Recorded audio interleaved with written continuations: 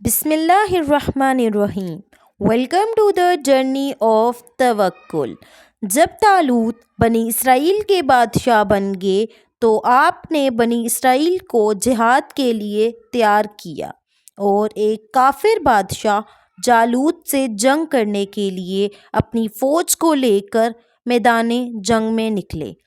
جالوت بہت ہی قد آور اور نہایت ہی طاقتور بادشاہ تھا اور وہ اپنے سر پر لوہے کی جو ٹوپی پہنتا تھا اس کا وزن 300 رطل تھا۔ جب دونوں فوجیں میدان جنگ میں لڑائی کے لیے صف آرائی کر چکیں تو حضرت طالوت نے اپنے لشکر میں یہ اعلان فرما دیا کہ جو شخص جالوت کو قتل کرے گا میں اپنی شہزادی کا نکاح اس کے ساتھ کر دوں گا اور اپنی آدھی سلطنت بھی اس کو عطا کر دوں گا۔ یہ فرمان شاہی سن کر حضرت داؤد علیہ السلام آگے بڑھے جو ابھی بہت ہی کم سن تھے اور بیماری سے چہرہ زرد ہو رہا تھا اور غربت و مفلسی کا یہ عالم تھا کہ بکریاں چرا کر اس کی اجرت سے گزر بسر کرتے تھے۔ روایت ہے کہ جب حضرت داؤد علیہ السلام گھر سے جہاد کے لیے روانہ ہوئے تو راستے میں ایک پتھر یہ بولا کہ اے حضرت داؤد مجھے اٹھا لیجئے کیونکہ میں حضرت موسیٰ علیہ السلام کا پتھر ہوں۔ پھر دوسرے پتھر نے آپ کو پکارا کہ اے حضرت داؤد علیہ السلام مجھے اٹھا لیجئے کیونکہ میں حضرت ہارون علیہ السلام کا پتھر ہوں۔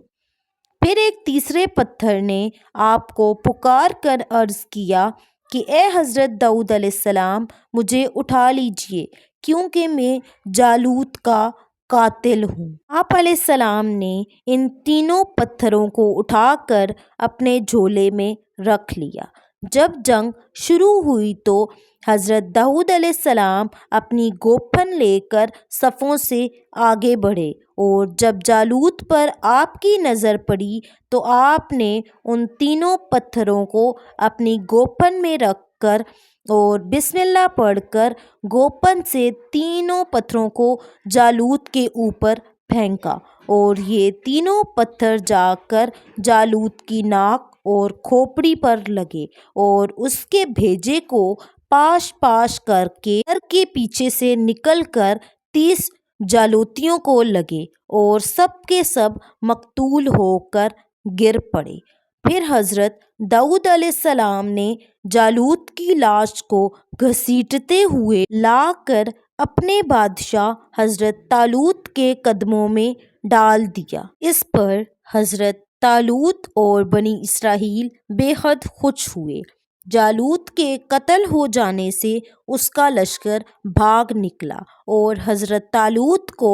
فتح مبین ہو گئی اور اپنے اعلان کے مطابق حضرت طالوت نے حضرت داؤد علیہ السلام کے ساتھ اپنی لڑکی کا نکاح کر دیا اور اپنی آدھی سلطنت کا ان کو سلطان بنا دیا۔ پھر پورے 40 برس کے بعد جب حضرت طالوت بادشاہ کا انتقال ہو گیا تو حضرت داؤد علیہ السلام پوری سلطنت کے بادشاہ بن گئے اور جب حضرت شمویل علیہ السلام کی وفات ہو گئی تو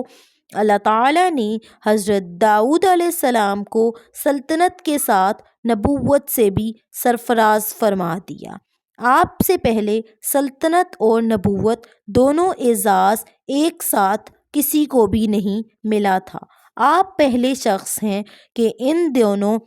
عہدوں پر فائز ہو کر 70 برس تک سلطنت اور نبوت دونوں منصبوں کے فرائض پورے کرتے رہے اور پھر آپ کے بعد آپ کے فرزند حضرت سلیمان علیہ السلام کو بھی اللہ تعالیٰ نے سلطنت اور نبوت دونوں مرتبوں سے سرفراز فرمایا۔ حضرت داؤد علیہ السلام نے باوجود یہ کہ ایک عظیم سلطنت کے بادشاہ تھے مگر ساری عمر وہ اپنے ہاتھ کی دستکاری کی کمائی سے اپنے خورد و نوش کا انتظام کرتے رہے۔ اللہ تعالیٰ نے آپ کو یہ معجزہ عطا فرمایا کہ آپ لوہے کو ہاتھ میں لیتے تو وہ موم کی طرح نرم ہو جایا کرتا تھا اور آپ اس سے زرہیں بنایا کرتے تھے اور ان کو فروخت کر کے اس رقم کو اپنا ذریعہ معاش بنائے ہوئے تھے، اور اللہ تعالیٰ نے آپ کو